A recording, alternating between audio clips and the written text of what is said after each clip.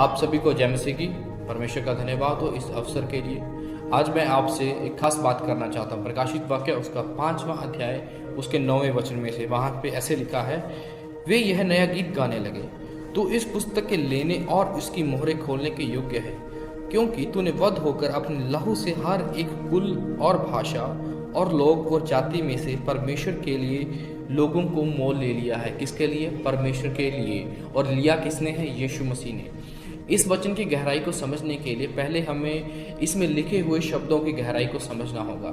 इस आयत में जो शब्द इस्तेमाल हुए हैं वो ग्रीक भाषा यानी यूनानी भाषा में इस्तेमाल हुए हैं। और यूनानी भाषा के अंतर्गत ये जो शब्द इस्तेमाल हुए हैं, इनका गहरा मतलब यह है कि किसी गुलाम को खरीद कर उसे आज़ाद छोड़ देना।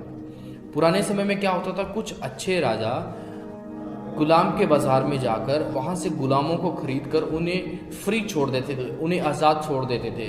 तो ये एक गुलाम की इच्छा होती थी कि अब वो उस राजा के साथ जाना चाहता है या वो आज़ाद रहना चाहता है।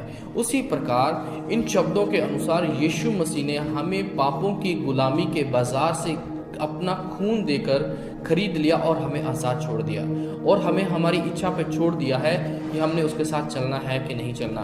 और इसी प्रकाशित वाक्य में लिखा है कि मैं तेरे दिल के द्वार पर खड़ा और खटखटा रहा हूँ। कितनी अद्भुत बात है कि उसने हमें खरीद लिया पर फिर भी अलग छोड़ दिया, आज़ाद छोड़ दिया है, हम पर निर्णय छोड़ दिया है। तो मैं आपको ये सलाह देना चाहता हूँ, अपना दिल का द्वार खोलें, उसे अंदर आने दें और इस बात की कद्र करें कि उसने हमें पापों के गुलामी के बाज़ार से खरीद लिया है। क्या देकर? अपना खून देकर, अपना लहू देकर।